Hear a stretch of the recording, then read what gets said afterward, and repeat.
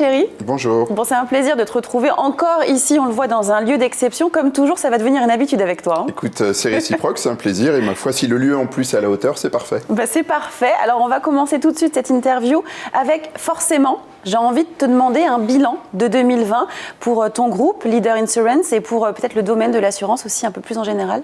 Écoute, l'année 2020 forcément était une année extrêmement particulière.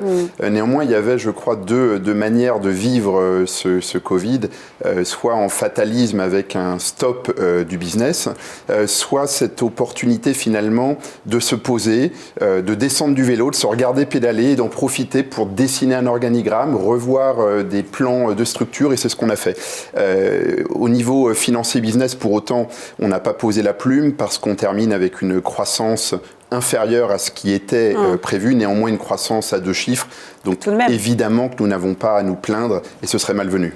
Alors actuellement, tu as surtout une grande nouvelle à nous annoncer. Vous avez réussi à déplacer un assureur, je le dis vraiment, de Gibraltar, en assureur français, et ceci dans le contexte sensible de l'assurance construction. Donc Mick Insurance, anciennement Millennium, est donc devenu français. C'est assez exceptionnel, ça, dans le domaine.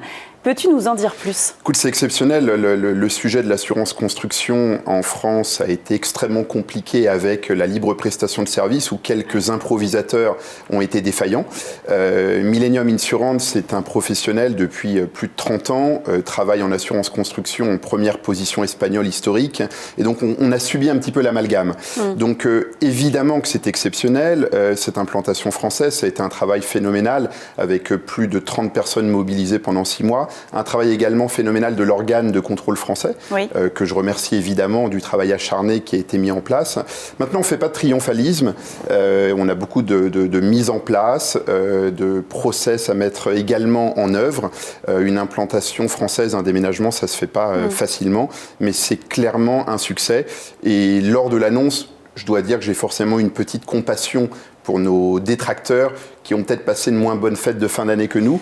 Le fait est, c'est que c'est clairement une réussite pour nos assurés. C'est quand même ça qui prime. Donc on reste dans le positivisme pour vous, pour le groupe Leader Insurance aussi. Quelle est l'incidence positive de cet agrément justement ? C'est particulièrement l'image, parce qu'aujourd'hui, comme on le sait, l'image, qu'elle soit digitale, sur les réseaux, la communication, tout s'accélère. Bien sûr. Et certains qui ont tenté, en mal d'affaires nouvelles, de compenser par le dénigrement lié à l'expectative d'un problème avec Millennium, aujourd'hui sont restés sur leur faim. Et on bénéficie de cette image très positive. L'image, c'est surtout vis-à-vis de nos assurés finalement. Je rappelle quand même que l'enjeu, c'était le Brexit. On a obtenu l'agrément moins de 15 jours avant le Brexit. Donc la première satisfaction, c'est d'apporter cette pérennité à notre clientèle. Et puis, forcément, pour notre groupe, ça va nous permettre d'accélérer le développement de Mick Insurance en France, où pour le coup, nos concurrents n'auront strictement plus aucun argument. Très bien. Alors, on a une autre bonne nouvelle aussi aujourd'hui, Johan. Je crois que vous avez fait l'objet de sollicitations de nouveaux fonds d'investissement. Est-ce que c'est une actualité aujourd'hui ?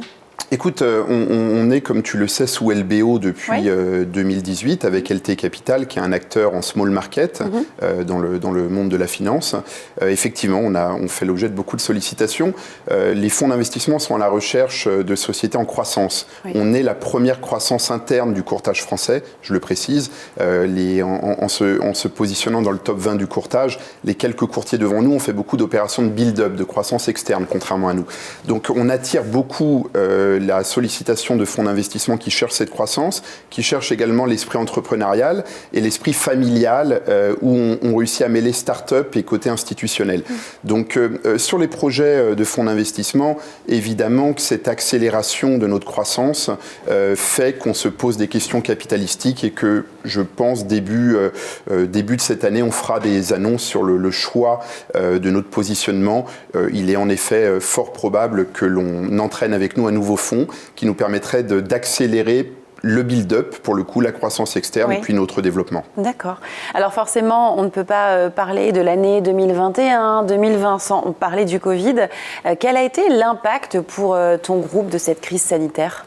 Écoute, le Covid, d'abord un tout petit mot, c'est une crise de la consommation et non pas une crise structurelle économique. Et c'est finalement une bonne nouvelle, c'est-à-dire que c'est un empêchement de consommer et non pas une crise systémique qui a eu pour conséquence d'empêcher par le pouvoir d'achat. Donc on peut espérer un rebond assez fort, contrairement à 2008 ou à ces crises très profondes des subprimes, ainsi de suite. Pour le groupe, comme je le disais tout à l'heure, on ne doit pas se plaindre. On est dans une activité dans l'assurance qui est récurrente, avec ce qu'on appelle un matelas de clients, de portefeuille. En revanche, on voit beaucoup notre clientèle souffrir. Je pense à nos clients restaurateurs dans l'événementiel qui vivent l'enfer. Donc, on maintient une croissance cette année. Le Covid, ça nous a également permis d'être plus proches de nos clients et on a constaté en interne une forme de solidarité entre les collaborateurs avec des effets dans la gestion du social, du management qui n'étaient pas évidentes. Donc, je ne vais pas faire celui qui tire une bonne nouvelle du Covid, ce serait un peu de la provocation. Le fait c'est que s'il y a bien des domaines qui ont été privilégiés, c'est bien le secteur de l'assurance. Oui, vraiment. Maintenant, d'avoir une croissance plus faible qu'elle était prévue, on s'en remettra. Et on a beaucoup de choses en embarqué, de très beaux projets pour 2021. Eh bien justement, tu me prends la transition pour 2021. Quels sont tous ces projets? On sait que tu en as toujours énormément. Donc là, il y en a encore pour l'année à venir. On a des choses dans les tiroirs, en effet, et qu'on est en train de sortir d'ailleurs des tiroirs. Alors, on lance un pôle prévoyance travailleurs non salariés pour travailler également sur notre clientèle de construction de TPE-PME pour assurer cette fois-ci le chef d'entreprise. Donc un très beau pôle. Également, on va développer ce qu'on appelle le personal market qui a pour objet de personnaliser la relation pour nos courtiers en étudiant la mise en place de marques blanches pour eux, de produits totalement sur mesure. On va également les accompagner sur la partie SI, informatique, sur la partie compliance, sur la partie community manager.